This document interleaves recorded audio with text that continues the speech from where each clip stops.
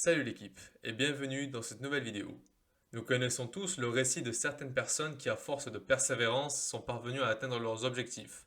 Nous connaissons tous le récit des personnes qui, en partant de rien, sont parvenues à tout.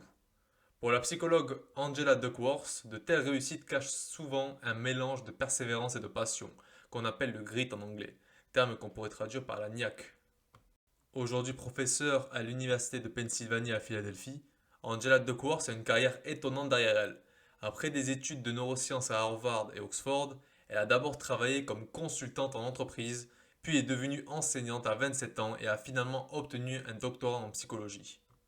Sa première grande étude, publiée en 2007, définit la niaque comme un trait de personnalité qui varie d'une personne à l'autre et qui se caractérise par la persévérance dans la poursuite d'objectifs à long terme. À la niaque, celui qui travaille avec un engagement et un intérêt constant pendant des années sans se laisser décourager par l'adversité. Selon Angela Duckworth, une telle persévérance est une condition importante pour devenir expert dans un domaine. Là où certains cherchent vite de nouvelles activités en cas d'échec ou simplement parce qu'ils s'ennuient, ceux qui ont la niaque gardent le cap. La ténacité compte même souvent plus que l'intelligence ou le talent, qui n'auront de chance de s'épanouir que si l'on ne baisse pas les bras à la première contrariété. La psychologue elle-même attribue d'ailleurs son propre succès, nous dit Patricia T. Vincent, à sa persévérance plutôt qu'à son talent. Elle aime raconter que son père a toujours souligné qu'elle n'était pas la plus intelligente. Celle-ci dit: Quand j'étais jeune, on me reprochait constamment de ne pas être un génie. Et aujourd'hui, on me félicite d'avoir découvert que la persévérance et la passion permettent d'obtenir davantage que le talent. Même si ce dernier facilite beaucoup les choses, sans engagement, on n'arrive à rien.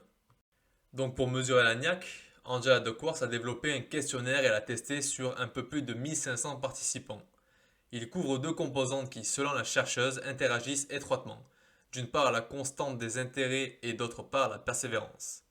La première composante décrit la tendance à s'engager pour un même objectif sur une longue période, c'est-à-dire une sorte de passion pour un sujet.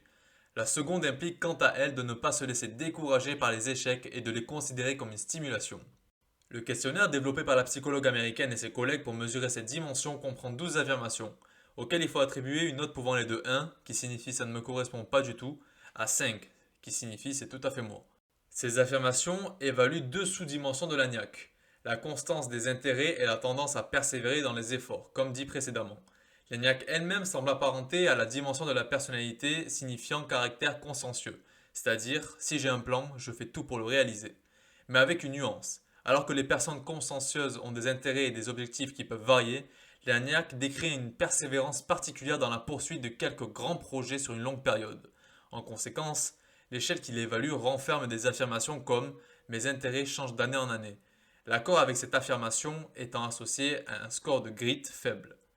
L'agnac suppose également un fort degré de tolérance aux frustrations engendrées par les échecs, ainsi qu'une passion incandescente pour l'activité pratiquée, ce qu'on évalue par des affirmations du type je termine toujours ce que j'ai commencé ou encore je ne me laisse pas décourager par les échecs. Cette tendance à aller au bout de ce qu'on entreprend est aussi liée à la maîtrise de soi, mais celle-ci se réfère plutôt à sa capacité à résister aux distractions et aux tentations qui surviennent sur le moment. Elle n'implique pas de s'en tenir à un objectif supérieur sur le long terme. Patricia Tivinsen nous dit que l'un des reproches adressés à l'échelle de Niac porte d'ailleurs sur l'absence de questions explicites sur un tel objectif. L'autre critique, c'est l'orientation des affirmations est facilement identifiable, d'où la tentation de répondre de manière socialement souhaitable. Mais ce dernier point est un problème général des questionnaires qui portent sur des caractéristiques plus ou moins valorisées dans le monde actuel, telles que la stabilité émotionnelle, l'extraversion ou le caractère consciencieux. Dans sa première étude, Duckworth a constaté que les individus ayant des niveaux élevés de NIAC atteignent des niveaux d'éducation plus élevés et changent moins souvent de travail que les autres. Elle a également montré que les personnes âgées ont en moyenne plus de NIAC que les jeunes. La chercheuse et ses collègues ont ensuite testé le questionnaire auprès de différents groupes, comme des étudiants appartenant aux meilleures universités et des cadets de l'Académie militaire américaine de West Point. Les psychologues ont compilé leur niveau de NIAC, leur moyenne scolaire et leurs résultats du SAT, c'est-à-dire Scholastic Assessment Test, un test standardisé qui mesure les capacités intellectuelles souvent demandées pour entrer à l'université. Il s'est avéré que les étudiants ayant le plus de NIAC obtenaient en moyenne de meilleures notes. De façon intéressante, un score élevé au SAT s'accompagnait en revanche d'un score de NIAC plutôt faible, même s'il entraînait lui aussi de bonnes notes par la suite. Comment l'expliquer? Pour Anja de Quartz, les esprits moins brillants qui réussissent leurs études compensent leurs désavantages par un travail acharné et de la persévérance, tandis que les plus doués doivent leurs bonnes notes surtout à leur intelligence. À West Point, la psychologue a suivi le parcours de 1200 cadets, nous dit Patricia Stevenson, qui ont commencé leur formation à l'été 2004, au sein d'un camp d'entraînement surnommé Beast Barracks, c'est-à-dire le baraquement des bêtes, en raison de sa rudesse. Outre le grit, elle a mesuré d'autres facteurs comme la maîtrise de soi et le World Candidate Score, littéralement le score global du candidat, une valeur qui synthétise notamment les notes au SAT, les qualités de leadership et l'aptitude physique. À quel point ces facteurs ont-ils conditionné le devenir des candidats, nous dit Patricia Stevenson. Eh bien, l'analyse statistique a montré qu'aucun autre paramètre ne prédisait aussi bien un abandon que le manque de niaque. Plus le candidat avait un score faible sur cette dimension, plus il risquait de renoncer lors du camp d'été à West Point. En revanche, le degré de maîtrise de soi s'est révélé un meilleur prédicteur pour les notes et les performances militaires de ceux qui ont persévéré. L'interprétation d'Angela est que pour obtenir de bons résultats, les recrues doivent être capables de répéter de courts efforts pour résister aux tentations qui surviennent à chaque instant, comme par exemple la procrastination, la rêverie ou encore différentes distractions. C'est pourquoi la maîtrise de soi joue ici un rôle majeur. Mais surmonter le premier camp d'été à West Point qui pousse les soldats à leurs limites physiques et psychiques exige plus que cela, la ferme intention de décrocher leur diplôme. Les chercheurs ont aussi évalué la personnalité des élèves de West Point, selon le modèle des Big Five. Ce dernier, validé par de multiples travaux expérimentaux, décompose la personnalité en 5 dimensions fondamentales. L'extraversion, le névrosisme ou encore l'instabilité émotionnelle, l'ouverture à l'expérience, l'agréabilité et le caractère consciencieux, trait qui désigne la tendance à se montrer sérieux et appliqué dans ce que l'on fait. Comme on pouvait s'y attendre, le caractère consciencieux s'est révélé fortement corrélé à la niaque. Cependant, c'est bien elle qui, encore une fois, a prédit le mieux si les élèves mineraient leur formation à son terme ou pas. Dans une autre étude, Angela s'est penchée sur le cas de participants à un concours d'orthographe âgés de 7 à 15 ans. Là encore, elle a constaté que les enfants les plus habités par la niaque obtenaient de meilleurs résultats que les autres. Pourtant, ce facteur n'avait rien à voir avec le QI. Simplement, la niaque poussait les jeunes participants à s'entraîner beaucoup plus. Pour la psychologue, celle-ci dit le potentiel est une chose, ce que nous en faisons en est une autre. Patricia Stevenson nous dit que dans les années qui ont suivi, les recherches de la psychologue ont fait apparaître les bénéfices du niaque à toute épreuve dans de multiples domaines. Grâce à elle, les enseignants conduisent leurs élèves à de meilleurs résultats. Les vendeurs gardent plus facilement leur emploi, les mariés divorcent moins souvent. En ce sens, elle serait un véritable socle de la satisfaction dans la vie. Inspirée par ces résultats, certaines écoles américaines ont même créé des cours de niaque. Car selon la psychologue, il est tout à fait possible de développer cette qualité. Pour cela, il faut transmettre aux enfants une image dynamique du monde et d'eux-mêmes, en leur enseignant qu'ils ne sont pas figés dans leurs caractéristiques et leurs talents. Au contraire, ils peuvent grandir et apprendre. Cette vision des choses communique plus de courage et de persévérance lorsque des obstacles se présentent. Parallèlement, la chercheuse plaide pour un style d'éducation basé sur une sévérité aimante. Le principe est de prendre au sérieux les souhaits de l'enfant et de manifester de la compréhension et de la chaleur, mais également de fixer des règles claires, qui entraînent des punitions quand elles sont enfreintes. Les enfants sont ainsi plus enclins à donner le maximum, même si c'est parfois difficile. Il est en outre important de montrer l'exemple en matière de niaque. Tout semble donc pour le mieux, nous dit Patricia Stevenson. Même si l'on n'est pas très doué, la persévérance permettrait de se surpasser et de réussir. Et il est possible de l'enseigner à ses enfants auprès d'une éducation adéquate. Toutefois, une méta-analyse récente jette une ombre sur le tableau. Son auteur principal, le professeur de psychologie Marcus Crede de l'université de l'Iowa, y critique le concept de niaque. Celui-ci dit que Angela n'a jamais vraiment prouvé qu'il est judicieux de combiner la persévérance et la passion en une nouvelle construction psychologique. D'un point de vue conceptuel, ces deux facteurs seraient assez différents. En effet, celui-ci dit qu'il faudrait des preuves nombreuses et solides pour démontrer qu'ils sont liés. Ces preuves font encore défaut aujourd'hui. Marcus Crede dénonce également les interprétations équivoques des résultats de l'étude de West Point par Angela et ses collègues. Ces derniers avaient notamment affirmé que les élèves qui se situaient un écart type au-dessus de la moyenne sur l'échelle de Niaque avaient beaucoup plus de chances de terminer le camp d'été. L'écart type est une valeur statistique qui indique à quel point les valeurs de grit mesurées étaient proches les unes des autres. Mais de façon générale, 95% des cadets sont parvenus à terminer le camp. La proportion monte, certes à 98% si on se limite à ceux qui ont un score de Niaque élevé, mais la probabilité n'augmente donc que de 3%. Autrement dit, la niaque aurait eu une influence bien moins importante que ne le suggèrent les auteurs de cette étude. Dans sa méta-analyse publiée en 2016, Marcus Crede a regroupé 73 études réunissant au total plus de 60 000 participants.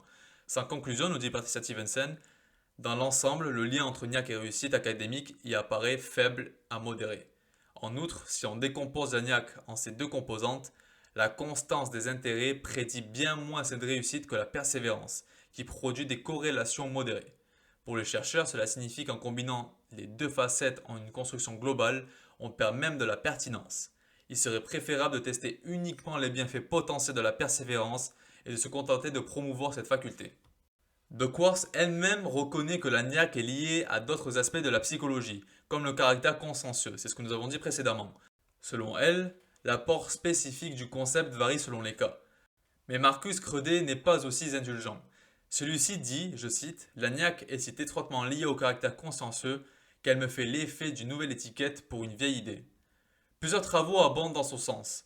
En 2017, Catherine Mwenks et ses collègues de l'Université du Maryland se sont penchés sur les caractéristiques psychologiques de plusieurs centaines de lycéens et d'étudiants universitaires. Là encore, les analyses ont révélé que la niaque recoupe d'autres constructions telles que l'engagement ou la régulation de l'effort, concept proposé dans les années 90 qui désigne la capacité à maintenir ses efforts et sa concentration, même quand une tâche devient ennuyeuse ou qu'on est exposé à des distractions.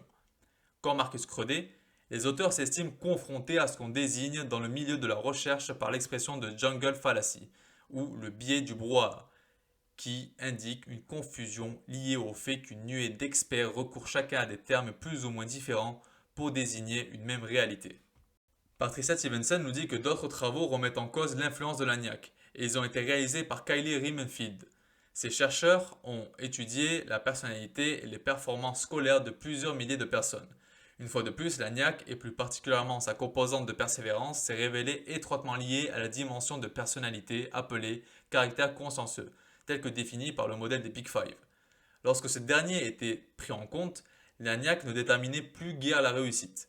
Ceux-ci disent que le lien entre les performances et la personnalité est en grande partie expliqué par les Big Five.